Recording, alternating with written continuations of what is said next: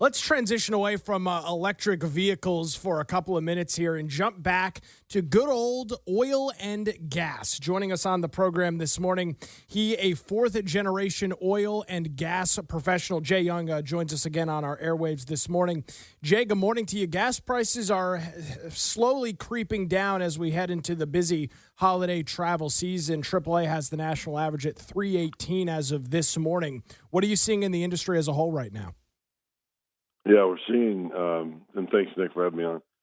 We're seeing oil and gas prices, start to come down. OPEC's putting some more oil in the markets, which means, if we have more supply on the markets, and our demand is staying steady or, increasing, which it has been, we're seeing prices that are coming down. OPEC doesn't want prices to be too high. I mean, they don't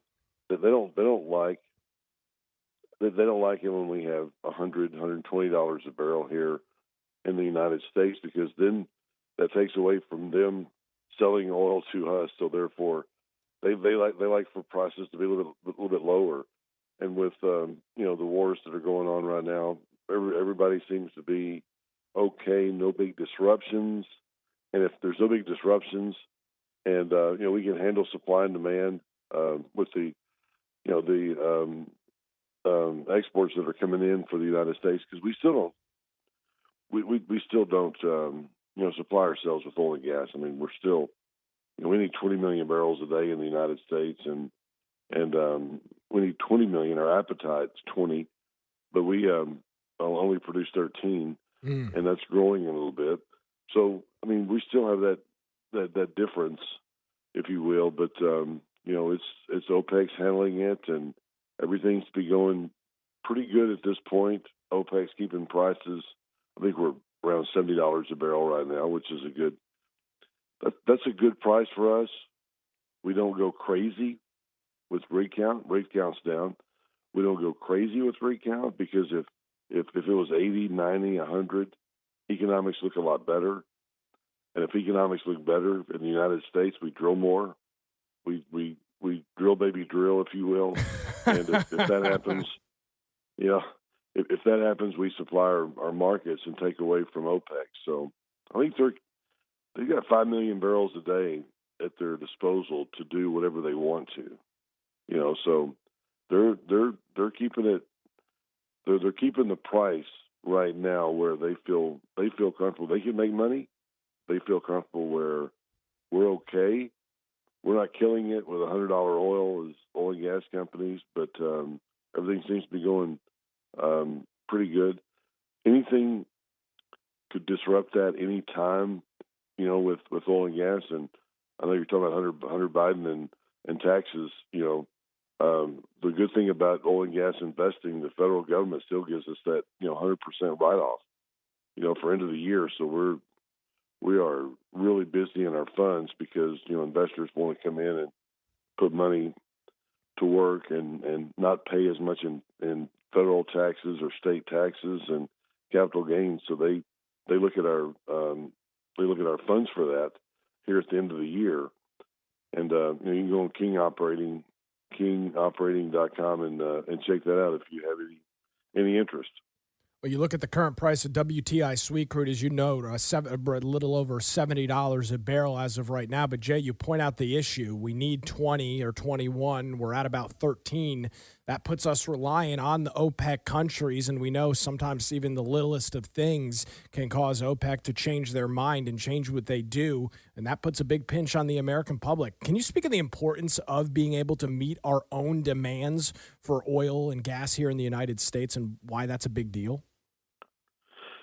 Yeah, I mean, it's like George Bush said in one of his State of the Union addresses. He says, "Hey, we have an addiction to oil," and when we have that addiction, everybody wants to drive. Everybody wants, good roads, plastics. There's so many uses. Even electric cars, take a lot of oil because of tires and because of the plastics and everything that go along with building cars.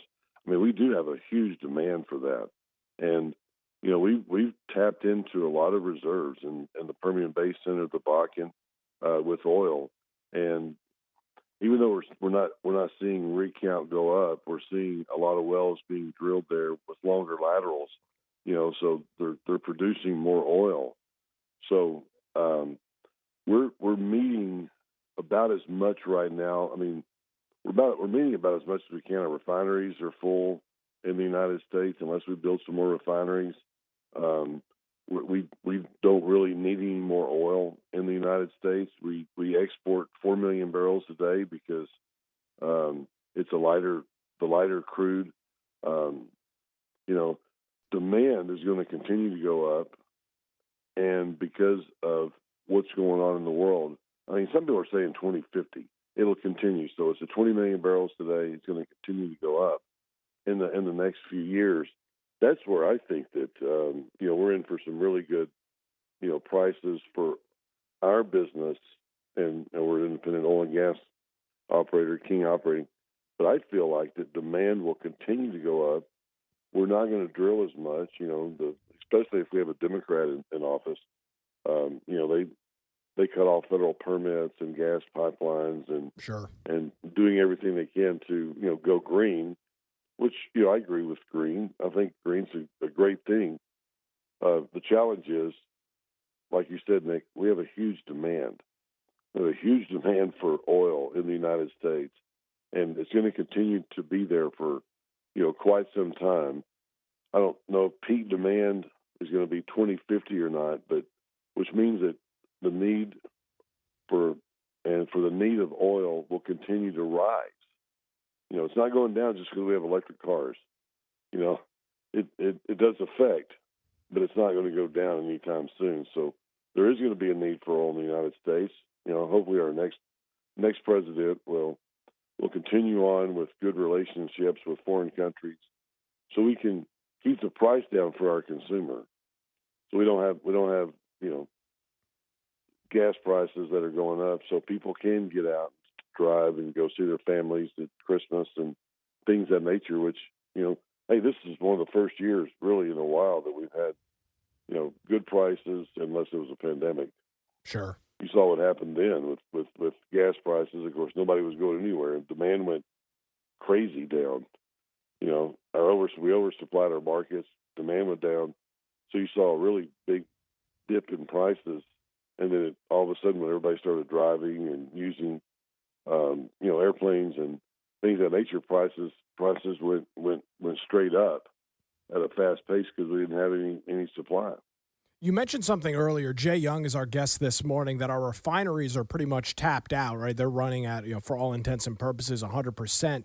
Is it a logical thing to say that we need to bring some more refineries online? Or, for these companies that have to invest hundreds of millions of dollars, that's got to be a pretty scary thing to think about when, as you note, certain administrations might try and shut that down or make it impossible for you to operate as a business. That's got to be a big trade-off for them. Right.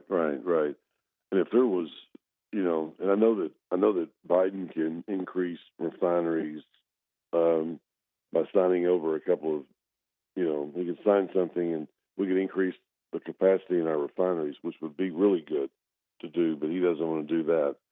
But new refineries would be great, and to fit the oil that we're producing out of West Texas, which is sweet crude, we're bringing in a lot of heavier crude out of Canada and Mexico for our refineries, because our refineries are there's not just one type of oil that comes out of the ground. There's many different types and grades, so we do need new refineries.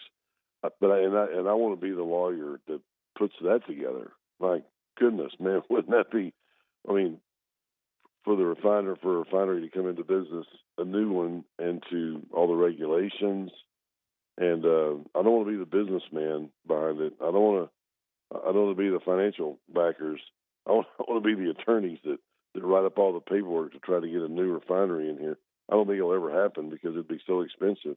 It'd take too long, and regulations, and you have to deal with city governments, county, federal. I mean, it would be, I would say, impossible to come out with a new refinery in the United States because of regulations and paperwork and all that. Like I said, I want to be the law firm that gets the job, but not the investor. Well, At sounds all. like it sounds like you're describing almost diminishing returns. I mean, the juice isn't worth the squeeze. I mean, you have to put in all this time and effort, probably a decade plus to get this thing up and running. And as you continue to see the national conversation to move away from oil, even though that's not going to happen, that just puts these companies in a completely unobtainable situation, at least from my vantage point. Right, exactly. It'd be so expensive, and it would take time. I mean, it would take so much time and effort, and I just can't see it happening because there's not, and nobody knows what the price of oil is, and that's what, or what the price of oil is today, or what it's going to be, 2 years, 5 years, 10 years when that refinery's built or refineries are built. You know what the price is going to be, and it's such a wild west, if you will, on what your returns could be. That is to be just, it'd be crazy, and I don't see anybody jumping up and trying to take advantage of it. Even people in the oil business with a tremendous amount of money are staying away from that. Jay Young, our guest this morning. Jay, give us your website one more time. That's kingoperating.com. King, King, operating.com. We're out of Dallas, Texas, and we're an oil and gas operator with the tax benefits that I mentioned earlier. So I've got a book, The Upside of Oil and Gas Investing. If you want an autographed copy and you qualify for one of our funds, I'll be glad to sign a copy of my book and send it to you. So thanks, Nick, for having me on, and I look forward to being on again soon. Absolutely, Jay. Thanks for your time this morning.